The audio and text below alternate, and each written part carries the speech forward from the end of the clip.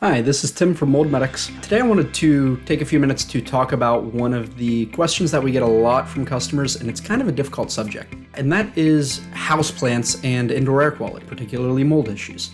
Are houseplants good for indoor air quality and mold? Are houseplants bad? And like many topics, it's complicated. There's benefits and drawbacks, so it's something that every person wants to consider in their individual situation and really look at it from a more nuanced perspective. So first, on the benefit side, a lot of people like houseplants. They help brighten up the area, they make them feel better whenever they're in there. They also have some real concrete benefits that they can provide to the home. They do release oxygen through photosynthesis, which is definitely a good thing for indoor air quality. They can also help remove some of the carbon dioxide out of the air, which is good. They help to almost serve as an air filter in the home. So they can help to kind of purify the air by removing VOCs and other toxins from the environment. So that's definitely something good, and those can both go to improve the overall indoor air quality and the health of the occupants. But it's not all good, unfortunately. The downsides on the houseplants for indoor air quality, there's really two main ones that concern me as a mold remediator. So first and foremost is water. So in order to have houseplants and to keep them alive, you need to keep them watered, and they need to be given the correct amount of water. If they're given too much water, it can overflow, and that can begin to permeate into other substrates, so the flooring below it. This is something that we do see fairly frequently, where people will have houseplants and they'll put it in a corner of the room. They'll water it regularly and not notice that the bowl is cracked in the back and it's leaking a little bit, or that some of it has been overflowing. They go to finally move it and clean behind it or something, and they identify a mold problem back behind that.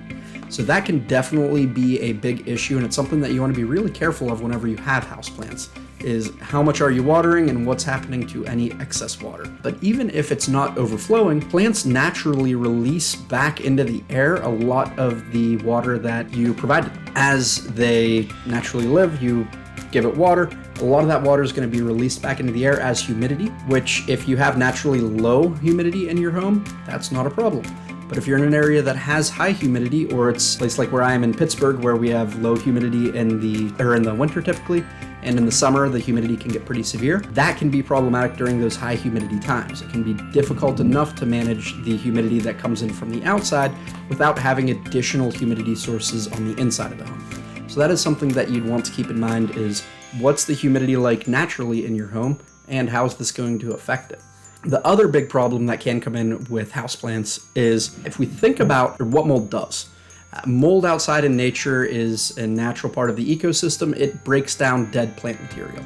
So it's the reason that over time, whenever a tree dies or a plant dies, the mold breaks down that dead plant material, so we don't have tons of dead leaves just everywhere. The problem is whenever we have it in our home, now we're inviting mold by providing adequate food source, and again, we're providing a lot of moisture there. So between leaves falling off and particularly mulch that is commonly in the pot with the plant, that can be a very, very good source for mold because we've got damp, dead plant material.